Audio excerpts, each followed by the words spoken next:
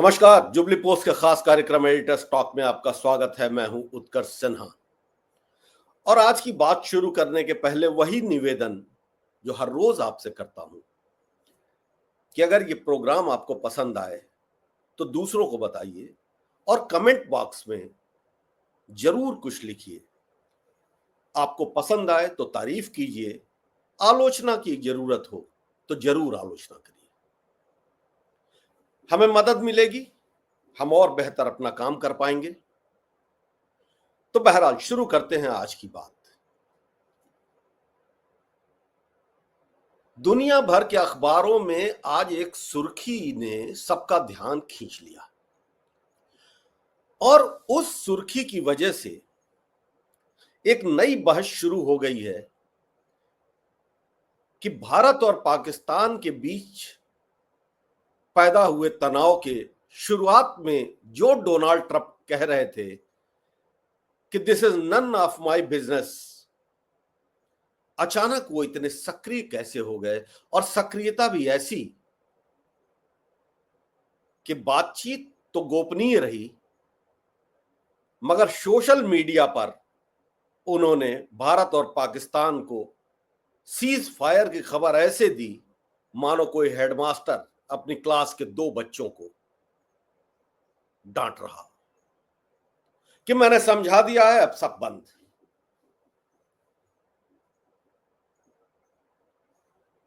पाकिस्तान ने अपने दावे करने शुरू कर दिए कि उसने हिंदुस्तान को घुटनों के बल ला दिया, मगर सबूतों से ये बहुत साफ पता चल जाता है और अब तो रक्षा विशेषज्ञ, अंतरराष्ट्रीय विशेषज्ञ भी ये कहने लगे हैं कि पाकिस्तान दरअसल घुटनों पर आ गया था।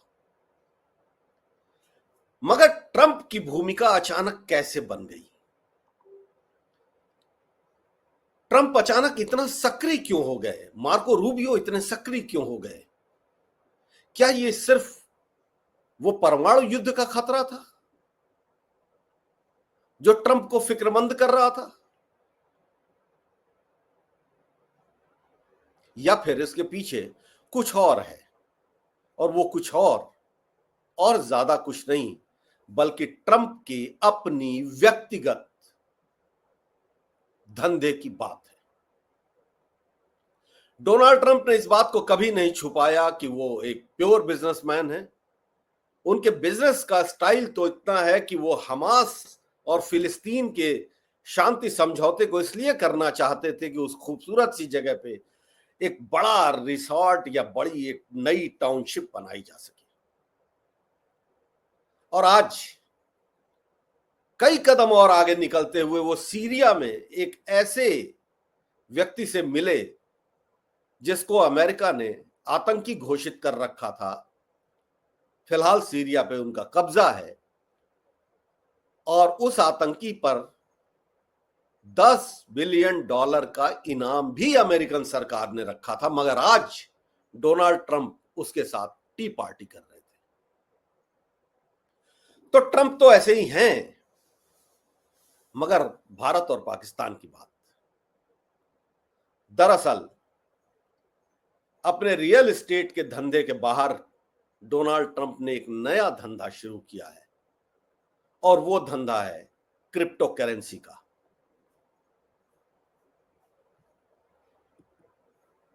ट्रंप डॉलर भी इसे कहा जा रहा है और जो कंपनी वर्ल्ड लिबर्टी फाइनेंशियल्स, जो कंपनी इस क्रिप्टो को लेकर के आई है, उसकी 60% की हिस्सेदारी डोनाल्ड ट्रंप के परिवार की है। चलिए, कोई भी कोई बिजनेस कर सकता है, लेकिन भारत पाकिस्तान क्यों? हम फिर इस पर आते हैं। दरअसल जिस वक्त भारत पहलगाम में हुए आतंकी हमले के बाद पूरा देश गुस्से में था, उसके 5 दिन बाद चुपके से एक घटना घटी और वो घटना थी पाकिस्तान में, जहां वर्ल्ड लिबर्टी फाइनेंशियल ने एक समझौता किया। और वो समझौता किया किसके साथ? पाकिस्तान क्रिप्टो काउंसिल के साथ। और ये पाकिस्तान क्रिप्टो काउंसिल भी कोई बहुत पुरानी चीज नहीं है साहब। बमुश्किल डील साइन करने के हफ्ते भर पहले ये बनी थी। यानी कि पाकिस्तान क्रिप्टो काउंसिल का बनना, उसके बाद पहलगाम में आतंकी हमला, और उस हमले के 5 दिन के बाद वर्ल्ड लिबर्टी फाइनेंशियल का इस पाकिस्तान क्रिप्टो काउंसिल के साथ समझौता होना। और ये समझौता महज 2 कंपनियों का नहीं था। ये पाकिस्तान जो क्रिप्टो काउंसिल बनी है ना, जब ये समझौता करने पहुंची अमेरिका से उस बिजनेस की टीम, तो उस टीम की अगवानी शहबाज शरीफ भी कर रहे थे और आसिम मुनीर भी कर रहे थे। अब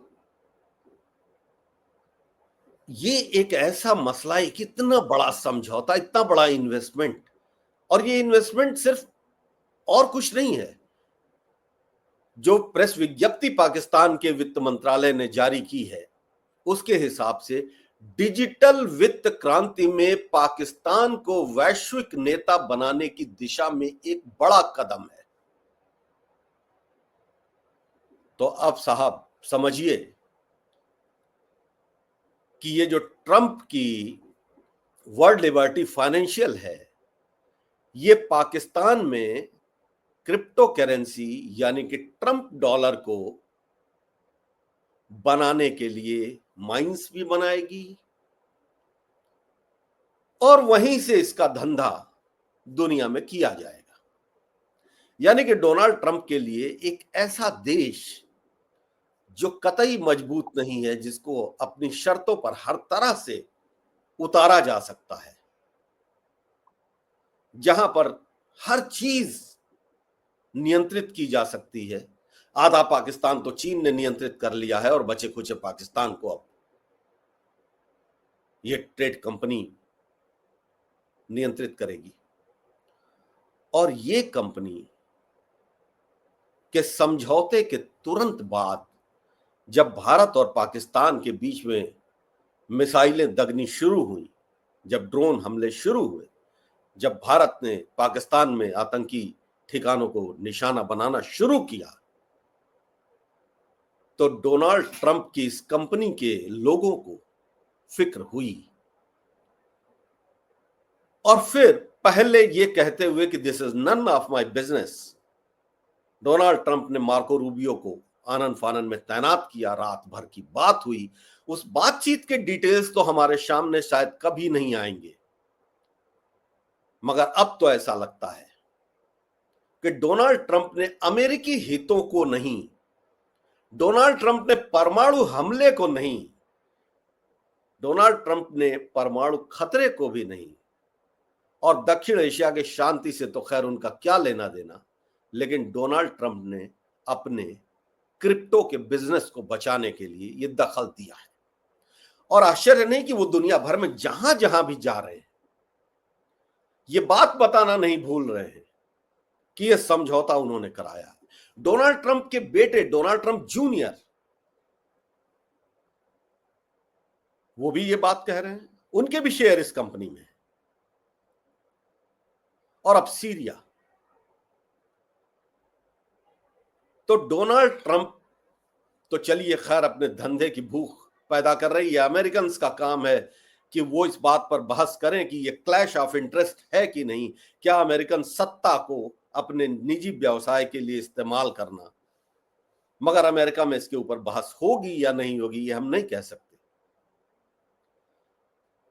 लेकिन भारत में तो ये सवाल लगातार खड़े हो रहे हैं कि भारत ने अचानक युद्ध विराम का समझौता माना क्यों, और वो भी तब जब हम पाकिस्तान के ऊपर दबाव बनाने में बहुत आगे निकल चुके थे। हमने लगभग या कहिए वास्तव में पाकिस्तान को समंदर से, आकाश से और जमीन से हर तरफ से घेर रखा था। अब धंधे का एक दूसरा पहलू इधर भी आता है। तमाम दुनिया भर के अखबारों में इस बात की भी चर्चा है कि भारत के नंबर 1 व्यवसायी अडानी साहब ने अपने ऊपर अमेरिका में लगे जुर्माने को खत्म करने की अर्जी भी 5 तारीख को ही डाली थी। और जाहिर सी बात है कि उस पर अगर फैसला नहीं हुआ, अगर अडानी के हक में फैसला नहीं हुआ, तो अडानी तो फिलहाल अमेरिका की यात्रा करने से वंचित हैं ही। उनकी कंपनी के तमाम लोग, गिरफ्तारी की तलवार भी लटक रही है। और ऐसे में जब अडानी को के हितों को लेकर के नरेंद्र मोदी पर भी बहुत सारे आरोप लगाए जाते रहे हैं, तो क्या डोनाल्ड ट्रंप जैसा ताकतवर और सौदेबाज